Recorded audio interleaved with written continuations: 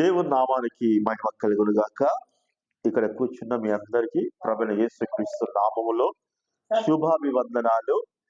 దేవుని పైన ఆధారపడుట అనే ఒక అంశమును మనము వాక్యాన్ని ధ్యానము చేసుకుందాము. కీర్తనలు 125వ కీర్తన మొదటి వచనాన్ని మనం గమనించుదాం. కీర్తన గ్రంథము 125వ కీర్తన మొదటి వచనము.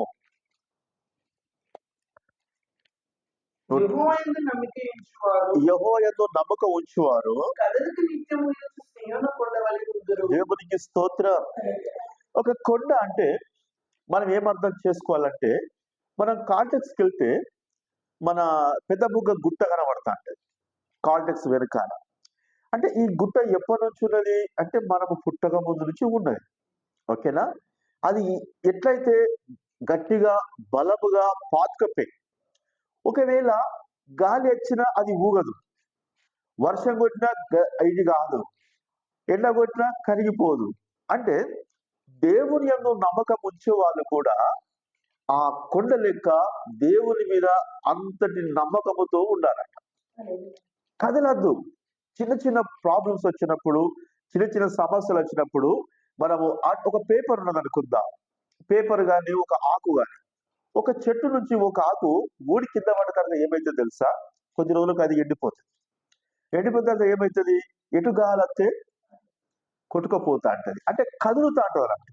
అంటే ఎందుకు అంటే దానిలో బలమైనది లేక కదులుతా అంటది. ఇప్పుడు మనము దేవుని యందు నమ్మకం అనేది బలంగా ఉన్నట్లయితే మనం కూడా ఆ గుట్టలేగా స్థిరంగా ఉంటామంట. దేవునికి స్తోత్రం. హల్లెలూయా. ఇంకా దేవుని యొక్క పరిశుద్ధ గ్రంథంలో మత్తయి సువార్త 8వ అధ్యాయము 20వ వచనం మనం చదువుదాం. మత్తయి సువార్త 8వ అధ్యాయము 20వ వచనం. అందుకు యేసు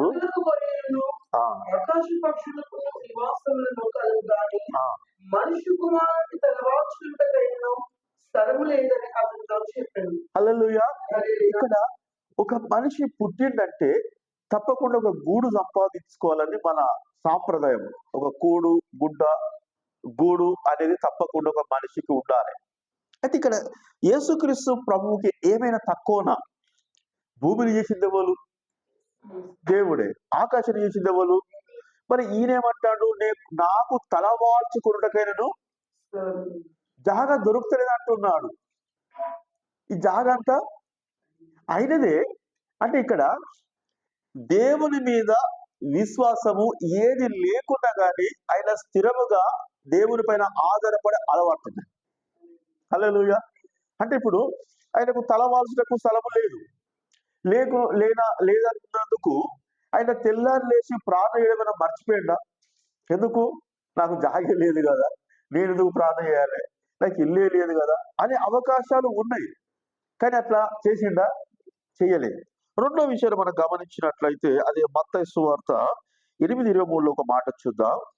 ఆయన దోణి ఎక్కినప్పుడు ఆయన శిష్యులు ఆయన వెంట వెళ్ళిరి. సముద్రం మీద తుఫాను లేచినందున ఆ దోణి అలగచిత్త కప్పబడిను. అప్పుడు ఆయన నిద్రించుచుండగా వారు ఆయన యుద్ధకు వచ్చి, ప్రభువా, నశించుకోవచ్చున్నాము, మమ్మల్ని రక్షించుమని చెప్పి ఆయనను లేపిరి. అంటే వీళ్ళకు దేవుని మీద విశ్వాసం ఉన్నట్ట లేనట్ట? అంటే యేసుక్రీస్తు ప్రభువారు ఒక ఓడలో ఉన్నారు. యేసు ప్రభువారు ఉన్న ఓడలో వాళ్ళు కూడా ఉన్నారు. ఓకేనా? మనం మొదటి వాక్యం ఏం చెప్పుకున్నాం? నమ్మిక ఉంచువాడు కదలడాట. Praise the lord. అంటే వీళ్ళు ఏమైపోతున్నారు? కదులుతున్నారు. దేని బట్టి? సమస్యలను చూస్తున్నారు. అక్కడ ఏం జరిగిందట? సముద్రం మీద తుఫాను లేచి ఆ దోణి అలల చేత కప్పబడేను. అప్పుడైనా నిద్రించుచుండగా. ఇక్కడ చూద్దాము దేవుని యొక్క వాక్యం ఏం చెప్తున్నదంటే, ఇట్లా ఓడ ఉంటది కదా, ఇట్లా ఓడ ఉంటది. యేసు ప్రభువారట ఈ మొదలు ఉంటది కదా, దాని మీదనే తలవాల్చుకొని వండుకున్నాడట. ఇప్పుడు నీళ్లు కప్పుతున్నప్పుడు ఫస్ట్ మునగాల్సింది ఎవరు? అవునా కదా? హల్లెలూయా. ఫస్ట్ మునగాల్సింది ఆయనే. కానీ ఇక్కడ చూడు, ఈ నడి సముద్రం అంటే నడి ఓడలో ఉన్న వాళ్ళకు భయం కలుగుతుంది. ఈ కొసకున్న వ్యక్తి మాత్రం రంజన కూడా వాడుకుంటాడు. Praise the lord. అంటే ఏంటిది? నమ్మకం అనేది ఆయనకున్నది, నాకు ఏమి కాదు అని. Praise the lord. శిష్యులకు మాత్రము యేసు ప్రభు ఉన్నాక కూడా భయం ఉన్నది. ఈరోజు చాలా మంది కుటుంబాలలో కూడా యేసు ప్రభు ఉన్నాడంటే ఉన్నాడు కానీ భయం అనేది ఇంకా. యేసు ఉండగా కూడా సమస్యను చూస్తున్నారు, యేసును చూడట్లేదు. అంటే ఇప్పుడు ఏమైపోయారు వాళ్ళు? యెహోవా యందు నమ్మకం ఉంచువారు కదలక, అంటే వీళ్ళు ఏం చేస్తున్నారు? కదులుతున్నారు, భయపడుతున్నారు, బెదురుతున్నారు. ఏమవుతుందో, ఏం జరుగుతుందో, ఏమంటారు తెలుసా? వాళ్ళు ఆ మాట అనొచ్చా? ప్రభువా మేము నశించిపోతున్నాము అంటున్నారు. ఏమంటున్నారట? చూడండి, నశించిపోవడానికే దేవుడు వాళ్ళతో ఉన్నాడా? కొన్ని సందర్భాలలో పరిస్థితులు వ్యతిరేకంగా ఉన్నప్పుడు కూడా మన మాటలు కూడా ఏం మాట్లాడుతూ అర్థం కాదు. సాబై దత్తాన నేను కదా, నాకు నా బాధ భయంకరమైన పరిస్థితి చెప్పేసి మనము అంటే ఈ మాట్లాడుతుంటాం. ఇక్కడ యేసు ఉండగా కూడా మాట మనం మాట్లాడద్దు. Praise the lord. అంటే ఇక్కడ ఏమవుతున్నది? కదులుతున్నారు అన్నట్టు, విశ్వాసములో అటు ఇటు దేవుడు కావాలన్నట్టు మళ్ళా సమస్యలను చూస్తున్నట్టు. కనుక సమస్యలు మనం ఎప్పుడు చూడద్దు. దావీదు యొక్క జీవితాన్ని ఒకరోజు నేను గమనిస్తే నాకు చాలా సంతోషం వేసింది. ఏంటిదంటే, దావీదు ముంగట గొలియాతు ఉన్నాడు. గొలియాతు ఎవరు? 6 మూల జానుడు ఎత్తున్న పొడుగు కదా. ఇప్పుడు ఈ గొలియాతు వచ్చి అందరు ఏమంటున్నాడంటే నాతో పోట్లాడాలని చెప్పేసి అంటున్నాడు. అన్నప్పుడు ఈ దావీదు ఏం చేయాలి? భయపడి వెళ్ళిపోవాలి. కానీ దావీదు ఏం చేసిండు? గొలియాతు ఉండగానే గొలియాతు ముంగటే గొలియాతును చూడకుండా మోకరించి దేవునికి ప్రార్థన చేశాడు. ఏటి లోయలో నుండి రాళ్ళు తీసుకున్నాడు.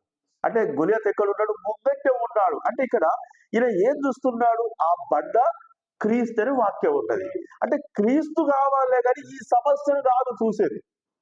అంటే మనము కూడా మన ముంగట సమస్యను ఊకే చూడద్దు. అది ఉండగా కూడా మనం దేవుని దగ్గర మోకరించి ప్రార్థన చేయాలి. దేవుని యందు నమ్మకం ఉంచినట్లయితే కదలక పడుకుంటాము. ఇంకా మనం దేవుని యొక్క వాక్యాన్ని చూసినట్లయితే 1 తిమోతి రాసిన పత్రిక 4వ అధ్యాయము 4వ వచనం చూద్దాం.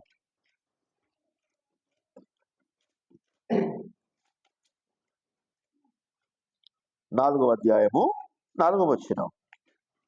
1 తిమోతి రాసిన పత్రిక 2వ తిమోతి రాసిన పత్రిక 4వ అధ్యాయం 4వ వచనం. 2 తిమోతి 4వ అధ్యాయం 4వ వచనం.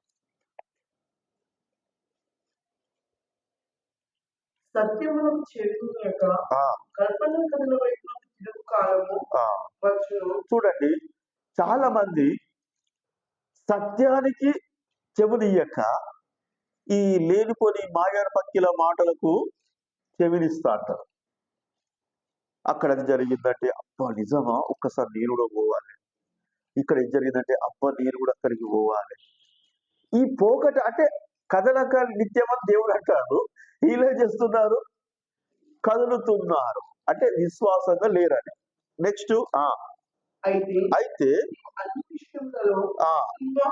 మనం ఏం చేయాలంటే అన్ని విషయాలలో మితముగా, అంటే ఎక్కువ ఉరకద్దు, తక్కువ కాదు, విశ్వాసములో స్థిరముగా ఉండాలి.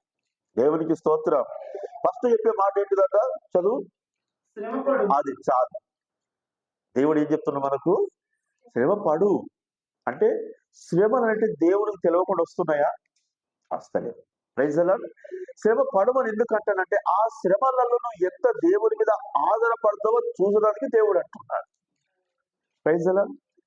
తెలుగులో ఒక సామెత ఉంటది, ఒక చీమ గుట్టాలన్నా ఆజ్ఞ లేని గుట్టదంట కదా. అందుకే మన దేవుని ఆజ్ఞ లేదు మనకి ఏమి జరగదు కనుక దేవుడు మనకు చెప్తున్నాడు ఏమని? నువ్వు శ్రమ పడము. ఎందుకంటే నీ విశ్వాసం అనేది దేవుని మీద ఆధారపడ్డదా లేదనేది చూడడానికే దేవుడి శ్రమలను అనుమతిస్తాడు. Praise the lord. రెండవ మాట,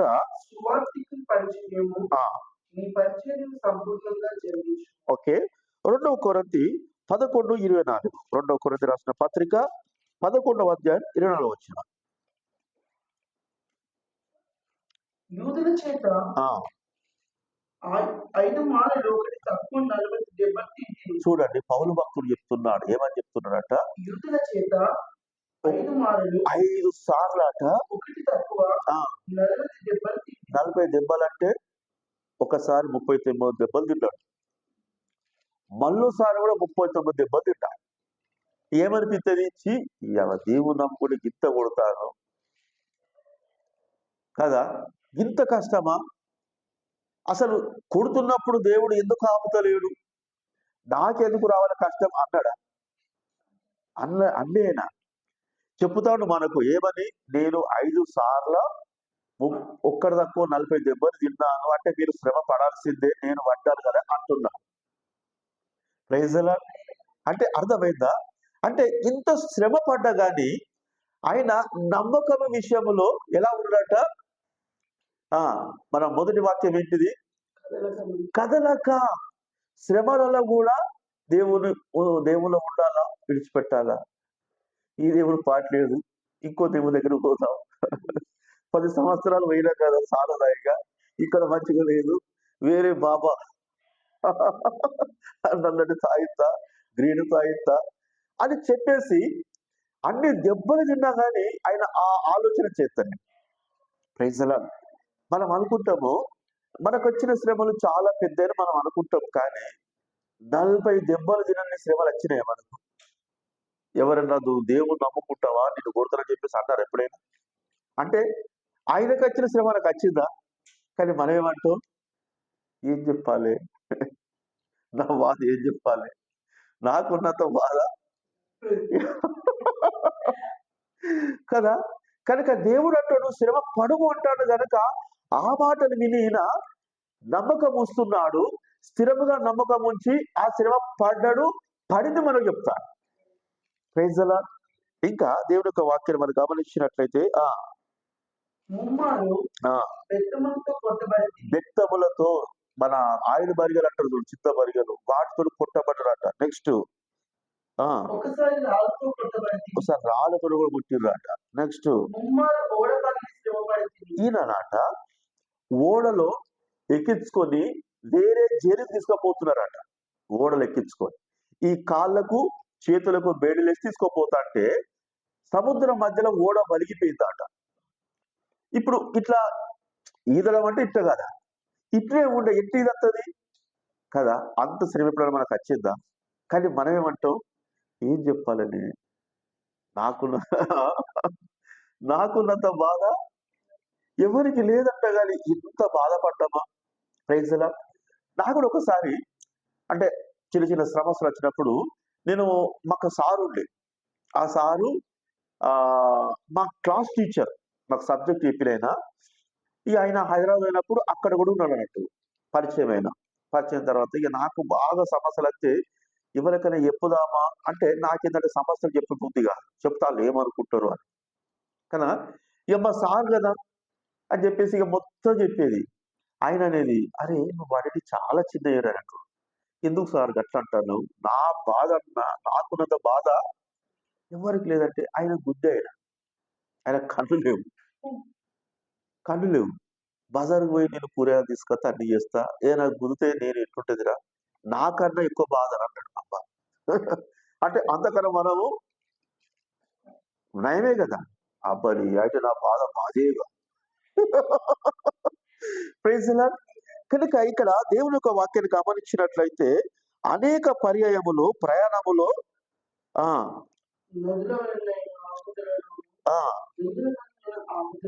ఈయన ఇంట్లో దొంగలు పడ్డారట. ఈయనకే బువ్వకు లేదు పౌలు భక్తుడికి, ఆ ఇంట్లో దొంగలు పడ్డారట. నెక్స్ట్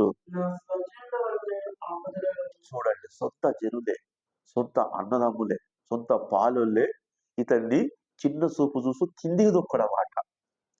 అప్పుడున్నది ఇప్పుడు జరుగుతుంది అంతే, కొత్తది ఏం కాదు. Praise the lord. Hallelujah. Next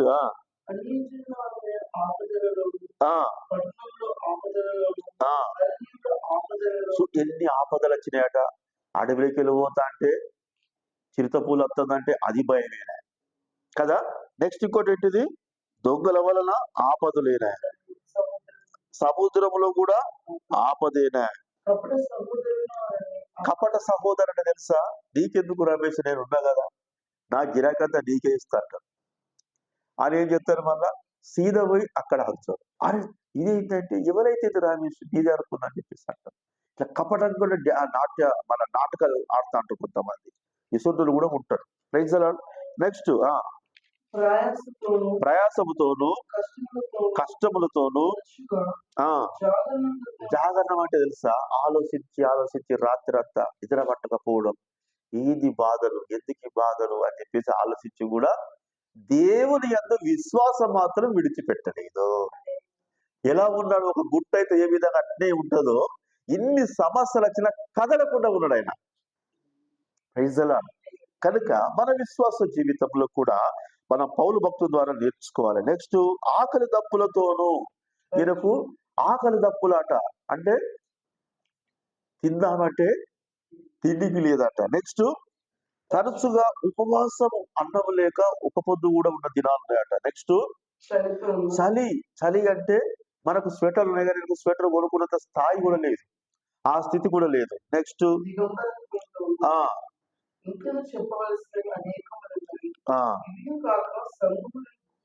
చాలు ఇంకా చెప్పే కష్టాలు ఎన్నో ఉన్నాయట కానీ ఇప్పటికేవి ఎక్కువనే అని అనుకుంటున్నాడు. Praise the lord. కనుక ప్రతి ఒక్క వ్యక్తి జీవితంలో ఇలాంటి శ్రమలు వస్తున్నప్పుడు ఈయన మాత్రము దేవుడి నుంచి కదలకుండా స్థిరంగా దేవుని కొరకు నిలబడ్డాడు. Praise the lord. కనుక హెబ్రీ పత్రిక 11:33 చూద్దాము. హెబ్రీ రాసిన పత్రిక 11:33. హెబ్రీ 11. చూడండి ఒకసారి ఏమైందంటే, ఒక దేశంలో దేవుని నమ్ముకున్నందుకు అక్కడ రాజు ఏం చేశాడు తెలుసా? రాజు ఏం చేశాడంటే కొన్ని సింహాలను సాగుతాడట. సాది ఏం చెప్తారంటే సింహాన్ని కట్టేసి అట్నే ఉంటుంది, 1 నెల 2 నెలలైనా అట్నే ఉంటుంది, వాటికి ఏం పెట్టాడు. అయితే దేవుడు నమ్ముకున్న క్రిస్టియన్స్ ఏం చేశారంటే ఒక పెద్ద మన గ్రౌండ్ లెక్క ఉంటుంది, ఫుట్బాల్ గ్రౌండ్ లెక్క ఉంటుంది, పెద్దగా అందరు కూర్చొని చూస్తూ అంటారు. అలా తీసుకొచ్చి మధ్యలో వేస్తారు. మధ్యలో వేసిన వాళ్ళు సింహాలు ఇడిచిపెడతారు. ఇక అవి ఆకలి మంటతులు వచ్చి వీళ్ళని అంటే చీల్చుకుంటే తింటా ఆ రాజు సంబరపడతా అంటాడు. అంత భయంకరమైన పరిస్థితి అంటారు. అయితే వాళ్ళకు వైట్ డ్రెస్లు ఎత్తారు, ఇక మీరు క్రిస్టియన్స్ కదా అని చెప్పేసి ఈశాన దూరుతారు. వాళ్ళందరూ కలిసి ప్రార్థన చేస్తారు. అంటే సింహం ఉరికొస్తారన్నట్టుగా. ఉరికొస్తా అంటే ఏం జరిగింది? వారు విశ్వాసము ద్వారా ప్రార్థన చేస్తా అంటే సింహము ఆగిపోయింది. అక్కడనే చుట్టూన్న సింహాలు ఆగిపోయినాయి. ముందుకు కదలమంటే కదులుతలేవు, భయపడుతున్నాయి. వాళ్ళ మీద ఉన్న క్రీస్తును చూసినాయి దేవునికి. అప్పుడు రాజుకు పానమంతా గజ్జనడికిందిగా. అంటే ఆనాటి మనసులతోటి యుద్ధము చేసినాడు. కండలున్నాయి, కత్తులున్నాయి, అన్ని ఉన్నాయి. కానీ ఇలాంటి దేవుని కార్యం చూసేసరికి వారికి భయం వేసింది. కనుక విశ్వాసము ద్వారానే దేవునికి స్తోత్రాలు. అంత ఘోరమైన స్థితి మనకి ఏమైనా నచ్చిందా? Praise the lord. ఒక మాట చెప్తా, ఇదే ఈ గ్రామం ఇది కనబడతాడ. ఆ లోపల కొన్ని సంవత్సరాల కింద నేను దేవుని యొక్క పరిచర్య చేసినప్పుడు 10 మంది కలిసినట్టు పుట్టి దేవుని కోసం చెప్తావు అని చెప్పేసి. అప్పుడు నేను అనుకుంటా, ఇంత గొప్ప శ్రమ అయితే నాకు రాలేదు. Praise the lord. బాధపడంత ఏమి, ఎందుకంటే వాళ్ళకి ఖచ్చితంగా లేదు కదా, సింహాలు ఇచ్చిపెట్టుడా లేకుంటే కట్టేసు ఇది ఏం చేయలేదు. అయినను అది పెద్ద శ్రమగా నేను అనుకోలేదు. అందుకే దేవుడు వాళ్ళ ముఖం సిగ్గుపరచడానికి ఇక్కడ మన దేవుడు పరిచయం స్టార్ట్ చేశాడు. దేవునికి స్తోత్రం. ఇది దేవుని ప్లాన్, మీరు రావడం అనేది దేవుని చిత్తం ఇది. కనుక ఇక్కడ వాక్యాన్ని గమనించినట్లయితే చదువు. విశ్వాసము ద్వారా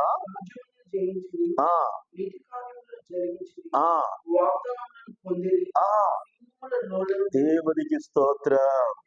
సింహాల అంటే అర్థం ఏంటిది? మనం ఎట్లా అర్థం చేసుకుంటాం తెలుసా? ఉరికత్తా అంటే పోయి దాని నోరు మూసురు అనుకుంటాం. అట్లా కాదు. ప్రార్థన. దేవునికి స్తోత్రం. ప్రార్థనతోటి వాళ్ళను చంపదాం వచ్చిన సింహాలే నోరు మూసుకుంటే రావు పిచ్చోడైపోయింది. ఒకసారి ఒక దేశంలో, ఐథియోపియా దేశం, ఒక దేశం, అక్కడ ఏం జరిగిందంటే యేసు ప్రభు కొరకు సువార్త చేస్తే చంపాలి అనే ఆజ్ఞ అన్నట్టు. అయితే ఇట్నే ఒక ఆడామె ఈ సత్య కన్నా ఆ సత్యుడు బెస్టే కదా. ఇప్పుడు ఈ మనము చిన్న చిన్న సమస్యతో వచ్చే కన్నా దేవుని కోసం చస్తే డైరెక్ట్ పరలోకం పోతాడని చెప్పేసి ఆమె ఇది తెగించుకోరు. పోయి సువార్త ప్రకటిస్తే ఆమెను కట్టేసి బాగా కొట్టిర్రు, విపరీతమైన దెబ్బలాంటిగా. పెట్టిన తర్వాత ఈమెను ఇంకా ఎంతమంది నమ్ముకున్న వాళ్ళందరూ పేరు చెప్పేదాకా విడిచిపెట్టకని చీకట్ల కట్టేసారు. ఒకటి పెట్టిరాట, బట్టలు ఉంటాడు కదా కత్తి పట్టుకొని, చెప్తావా చెప్పవా చెప్తావా చెప్పవా అని చెప్పేసి వాడనట. ఎవరు పేరు చెప్పలట. ఆమె ఆయన అడిగిందట, ఎందుకు ఆ దేవుడిని నువ్వు అంతా చేస్తున్నావంటే, నన్ను పుట్టించింది ఆ దేవుడు, నా కొరకు ప్రాణం పెట్టింది ఆ దేవుడు, పరలోకం రాజ్యం తీసుకుపోయేది ఆ దేవుడే. ఈ చెప్పిన తర్వాత ఆమెలో ఉన్న ముఖ ఆ దేవుని శైలిని చూసి ఆడు మారింద. దేవునికి స్తోత్రం. ఆడు మారిన తర్వాత ఏమైంది, ఆమె చెప్పిందంటే చెప్పలేదు. ఆమె చంపాలంటే నన్ను చంపిన తర్వాత ఆమె చంపాడన్నాడు. అరే నువ్వేంద్ర గిట్ట మారినవంటే ఆమెలో దేవుని శైలిని నేను చూస్తున్నాను. దేవునికి స్తోత్రం. రాజు షేక్ అయిపోతున్నాడు. ఇంతమందిని కత్తులు బెదిరించిన గాని వీరి మాటలో పవర్ ఉండదు. ఏంటిదా పవరు? విశ్వాసము ద్వారా కదలక, ఆ స్త్రీ కదలక నిత్యము ఒక్కటే తీరు ఉన్నది. దేవునికి స్తోత్రాలు. Praise the lord. అందుకే ఇక్కడ జరుగుతున్నది ఏంటంట, సింహాల నోలు మూసిర్రట, అగ్ని బలమును చల్లార్చిండ్రు. నెక్స్ట్ ఒకసారి ఏమైందంటే ఒకళ్ళు ప్రార్థన చేస్తున్నారట. ప్రార్థన చేస్తుంటే భయంకరమైన అగ్ని దిగొచ్చిందట. దేవునికి స్తోత్రాలు. అగ్ని దిగొచ్చిన తర్వాత ఒకవేళ నీళ్ళు తీసుకొచ్చి ఓతుంటే అగ్ని చల్లార్తలేదట. Praise the lord. కనుక ఇంకా చూద్దాం మనము అగ్ని బలమును చల్లార్చి ఖడ్గం అంటే కత్తి బట్టి చంపుదామనే ఆ స్థితి కూడా ఏమైపోయింది. నేను మంచిదాన్ని, నా అంత మంచి లేదు సార్ నన్ను ఏమని అన్నదా. దేవుని కదలక యెహోవా యందు నమ్మకం ఉంచింది, నిత్యం అట్నే ఉన్నది. కనుకనే ఏమైంది అక్కడ, ఆమె ఏమైందట, కత్తిని తప్పించుకున్నదంట. దేవునికి స్తోత్రం. నెక్స్ట్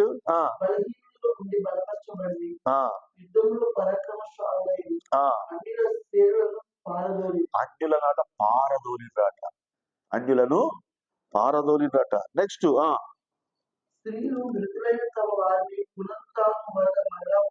చాలు. ఇక్కడ చాలా మంది ఏమంటారు తెలుసా, ఆడవాళ్ళు బలహీనమైన ఘటమని ఒక వాక్యం ఉండదు బైబిల్లో.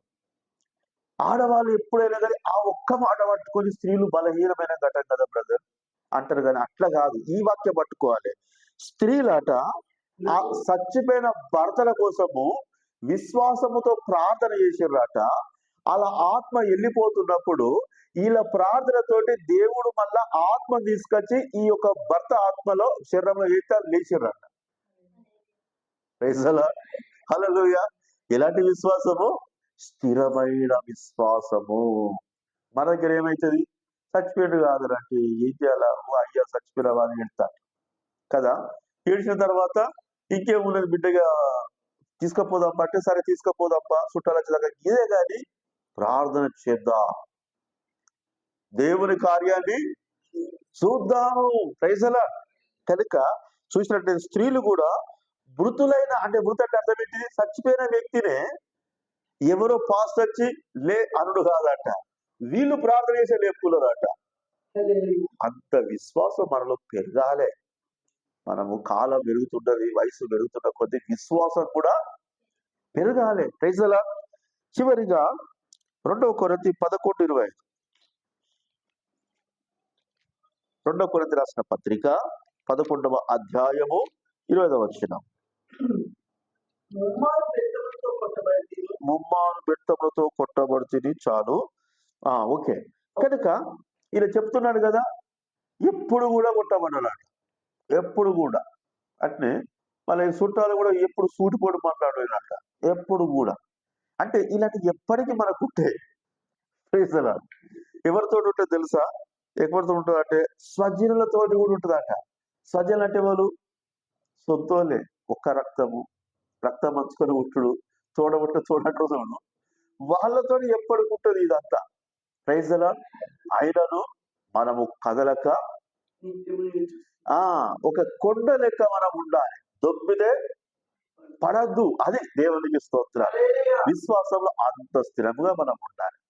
ఒకసారి ఏమైందంటే, ఒకసారి మన దేవుని నమ్ముకున్న కొన్ని రోజుల తర్వాత మన కోర్టు ఉన్నది కదా, బెల్లంపల్లి కోర్టు. అక్కడ ఒక ఆటో, నేను సైకిల్ అవుతాడని నా ఆటో వచ్చి గుద్దితే కింద పడ్డా. ఆ స్థితిని చూస్తే భయంకరమైన పరిస్థితి అన్నట్టు. అప్పుడు చాలా మంది చచ్చిపోయి అనుకున్నారు. అప్పుడు ప్రభువా ఏది ఇట్లా జరిగిందని చెప్పేసినప్పుడు దేవుడు మాట్లాడి, ప్రైజ్ ది లార్డ్. అప్పుడు చాలా మంది అన్నారు, మీకు ఈ దేవుడు, మీరు దేవుడు నమ్ముకున్నారు కదా, మనకు ఉన్నాయి కదా, అవి చూసిపెట్టి నమ్ముకున్నదే ఇట్లా అయింది. ఈ దేవుడు అయిరాదు అని చెప్పేసి అంటారు. ఇట్లా ఒక్కటి కాదు, 3 జరిగినాయి. మళ్ళీ స్టేషన్ పోతా అంటే కూడా ఒకవేళ నా పక్కన వచ్చి గుద్ది లారీ కింద పడి చచ్చిపోయాడు స్పాట్ లా. నేను జస్ట్ ఇట్లయితే చచ్చిపోయేటోండి. అప్పుడు కూడా ప్రార్థన చేసిన.